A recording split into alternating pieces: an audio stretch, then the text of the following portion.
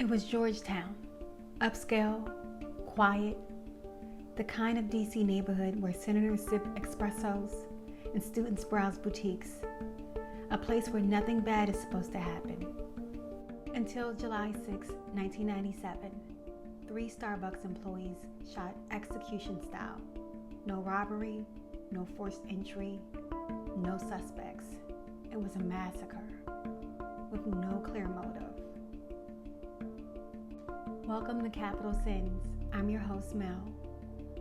And this is the case that shook the city's safest streets, the triple homicide inside a Georgetown Starbucks, the first in the company's global history. I was living in Baltimore at the time, just a middle schooler, but I still remember hearing about this on the news. It was one of those stories that stuck with you. Even at that age, I knew something terrible had happened. The Georgetown Starbucks on Wisconsin Avenue was a neighborhood staple, tucked between boutiques, townhomes, and historic charm. It was the kind of place where college students crammed for exams, Hill staffers grabbed their morning caffeine, and locals gathered like clockwork. On the night of July 6, 1997, the shop closed at 8 p.m., just like always. But when the day shift manager arrived the next morning at 5:15 a.m., something felt off. The lights were still on. Music played softly through the speakers. Fresh pastries were still behind the counter, untouched.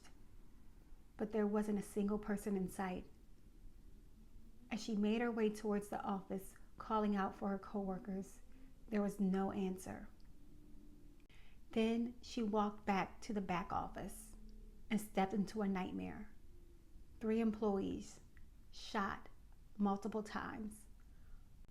The manager ran into the street, flagged down a metro bus. The bus driver called the police, and just like that, DC had one of the most chilling crime scenes in its history, tucked inside a familiar storefront. The victims: Mary Mahoney, 25, Emory Evans, 25 as well, and Aaron Goodrich, just 18. Mary wasn't just a manager. She was a force, brave, openly gay. A White House intern during Clinton's first term, she was politically active, adored animals, especially horses, and even adopted her sister's toothless alley cat. She jogged alone before dawn, never afraid.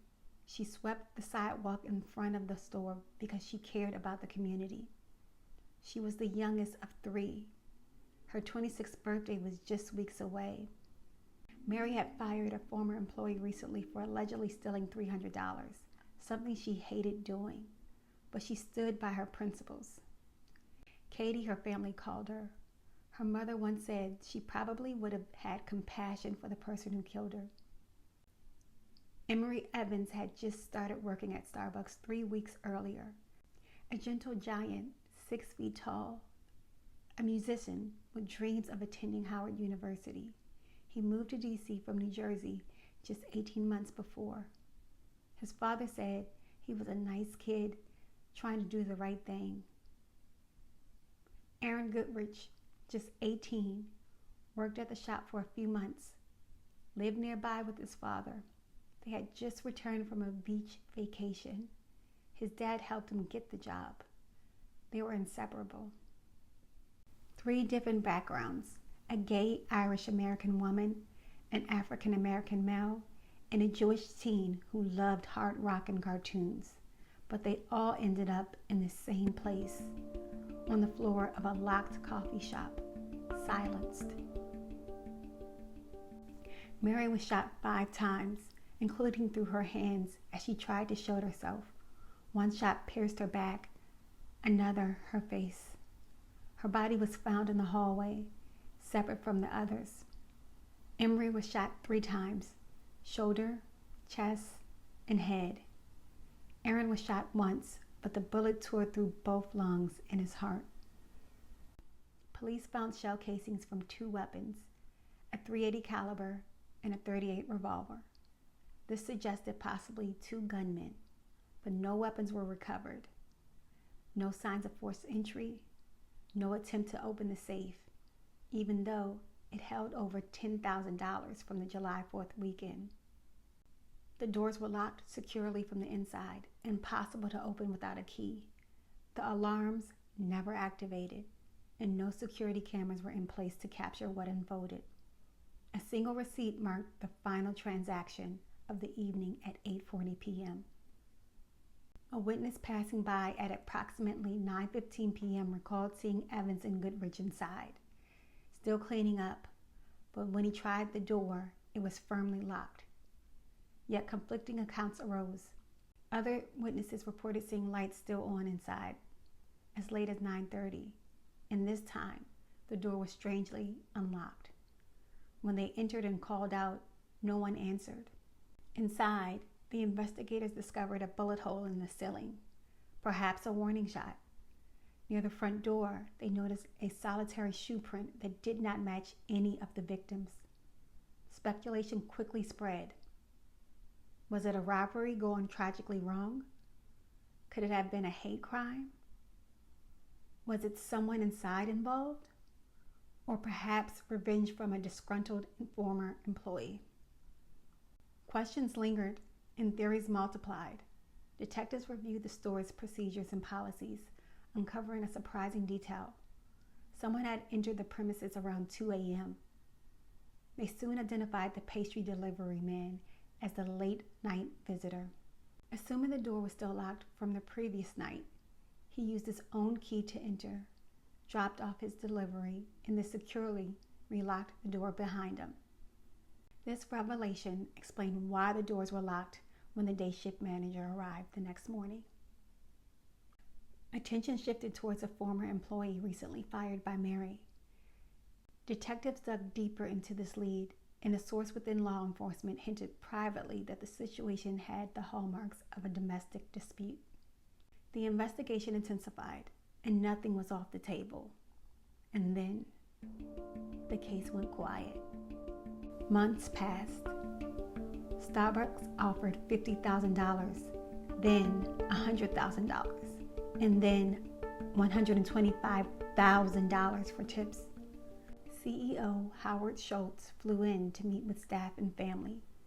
America's Most Wanted aired the story twice, but no breaks came until a woman saw the episode and made a phone call that changed everything. She told police her boyfriend had mentioned the murders and that someone he knew, a man named Carl Derek Cooper, claimed he had gotten away with murder. That tip blew open a sealed case file. Carl Cooper lived in Northeast D.C. with his wife, mother, and young son. Outwardly quiet, polite, but behind that was a long criminal history. Armed robbery, car theft, drug possession. He was also suspected in the 1993 murder of a security guard and in the 1996 shooting of an off-duty police officer. FBI agents wiretapped Cooper. They watched him. They followed him. And when they confronted his wife about a gun she'd purchased, Cooper panicked. He called the police. He even tried to block agents from taking the weapon. But the pressure was mounting. A friend wore a wire. Another delivered a TV segment about the case to his house. And eventually Cooper broke. He confessed. Not once, not twice, but 3 different times. Each version slightly different. At first, he blamed someone else. Then he admitted being there, but claimed he didn't pull the trigger. Finally, he admitted he acted alone. According to court documents, Carl Cooper had been planning the robbery for weeks. He knew the store had no cameras, knew when the money would be there.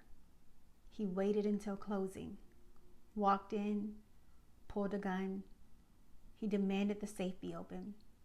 Mary refused. He fired a shot in the ceiling. She ran. He chased her, wrestled her to the ground, shot her multiple times. Then he turned to Emery and Aaron. Then Cooper fled. He took nothing, not even the cash. He just left. Cooper was indicted on 47 charges: murder, racketeering, weapon offenses. In a plea deal to avoid the death penalty, he admitted to the Starbucks murders and multiple other crimes. He is now serving life without parole.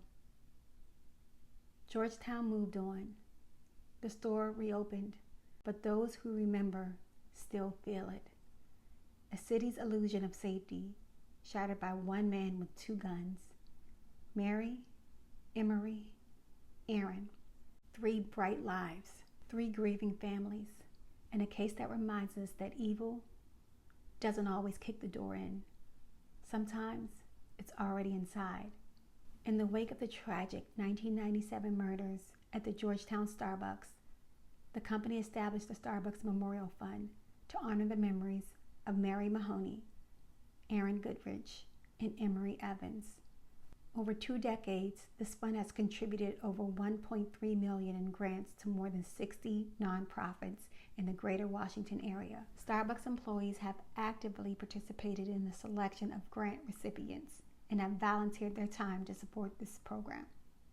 Through these efforts, the Starbucks Memorial Fund continues to serve as a living tribute to the victims, aiming to build a safer and more inclusive community in their honor.